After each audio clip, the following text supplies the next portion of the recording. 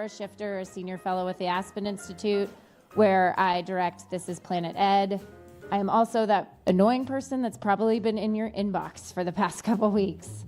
So welcome to the Planet Media Summit. Just to kick things off, I want to talk a little bit about why we're here. So when you all hear people talk about how we are going to solve climate change, how many of you hear things like renewable energy, solar panels, sustainable agriculture, sustainable manufacturing, new buildings, nature-based solutions? And one of the things that we don't talk about often is the thing that is connecting all of these solutions. And the thing that is connecting all of these solutions are people. We need people to transition to renewable energy. We need people to innovate and drive the technology that we need to build a sustainable future, but we don't talk about what we need to do to build the capacity of people to be able to do that.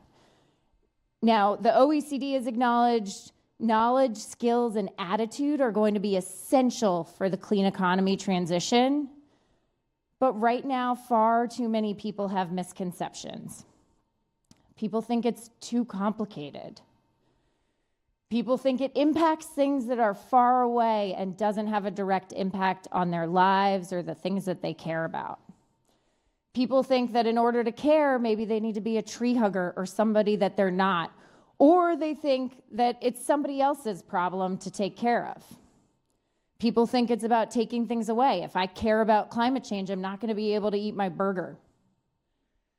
Or when we talk about it in terms of 2100, I mean, I don't know about you, but that seems like far, far out in the future, not something I really understand. Now, I know about these misconceptions because I've had them myself. 6 years ago, I did not care about climate change. Sure, if somebody asked me, is climate change an issue? I'd say yes, it was a problem, but that was for those people in the environment to handle. I work in education policy. There are far too many problems in education policy to handle. This was not something I cared about. Now, I have had 3 days in my life where one day I'm one person, something happens, the next day I become somebody else. Many of you may have had days like this. The 3 that have happened for me: February 28th, 2013, the day my oldest daughter was born, and I became forever a different person as a mom. Just shortly thereafter, a couple months later, we lost my brother-in-law suddenly, and I learned for the first time the experience of living this world with immense grief. The next day that it happened was October 8th, 2018. My kids were home from school that day. We went to a museum. We're going to talk about museums later. It was a wonderful day at the museum. I did not pay money for my daughter on that day to write that good citizens should listen to their mommies. But we had a fantastic day at the museum. We came home. I was playing with my kids in the basement, and I got news alert after news alert after news alert. We have just a decade left to address climate change to avoid the most devastating impacts. I looked at my 3 kids playing in the basement, and everything I felt about motherhood and grief converged on me in that moment. And I knew that this was not a problem for my children's children's children. This was a problem that was going to fundamentally shape my kids' lives and the potential for their future. Everything I had been working on in education felt meaningless, and I knew I had to do something to contribute to solutions. I stumbled my way through the next year trying to figure out what that could be, and ended up finding some fantastic folks at the Aspen Institute who agreed to launch This is Planet Ed to unlock the power of education to advance climate solutions. We work across early childhood, K through 12 education, higher education, and now children's media to really tap into how we can engage, prepare, and empower young people to succeed in a changing climate. Now, what is fundamental to our belief in doing this? Climate change is impacting children and youth now. We are seeing it. Schools are closing for heat days. Children are being forced indoors, high heat and smoke. Schools are flooding. Schools in New York, schools in North Carolina. climate change is linked to issues of increased burden related to student debt and lower lifetime earnings. And then most recently here, over 500,000 students had their learning disrupted because of the LA wildfires. Climate change is not a distant future problem. It is impacting kids today. We have a responsibility to prepare young people for success in the world. Right now, that world is being shaped by a changing climate, and we need to prepare young people for success in the changing climate. But we are failing young people right now, and it shows. Teens are worried. 85% of US teens have indicated a moderate to extreme worry about climate change. They have insufficient opportunities to learn about it in school. Only 32 states and DC teach human-caused climate change in science standards. Far fewer teach it in social studies. Misinformation is spreading. So what does that mean? We recently did a survey. We're actually releasing it today, a teen literacy snapshot highlighting teens' understanding of climate change currently. Few teens feel confident in their understanding about climate change and climate solutions. Only 12% felt they knew a lot about the causes of climate change, and only 10% felt they knew a lot about climate solutions.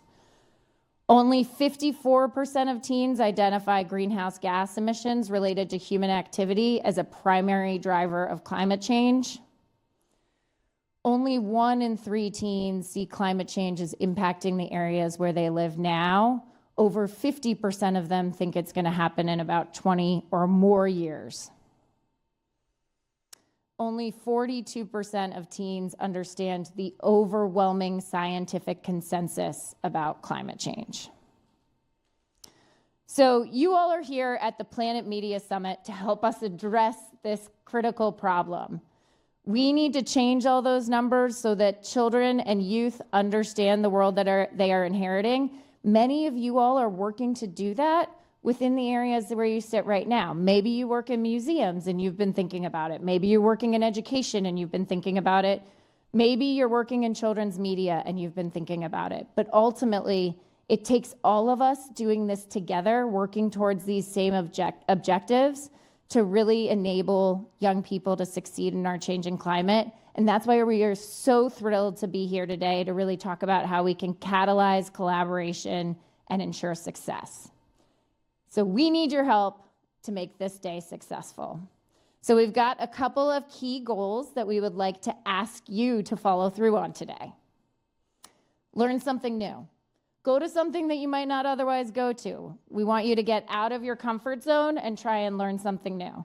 We want you to meet somebody new. There are a whole lot of people working in a variety of different areas. Introduce yourself.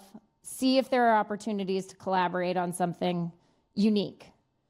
We want you to think about how would you work to solve this problem and what is your next step? Maybe it's thinking about a short form piece of content for YouTube, like the amazing pieces of content that we saw last night. Maybe it's some other way, but start to think about what is it that I can do to contribute to solving this problem?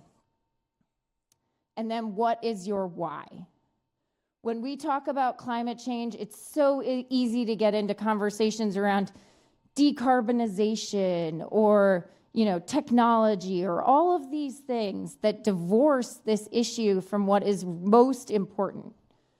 People care about this issue because of the things they love and the things they care about. And sometimes starting with that why can enable you to break through any divides that you might face.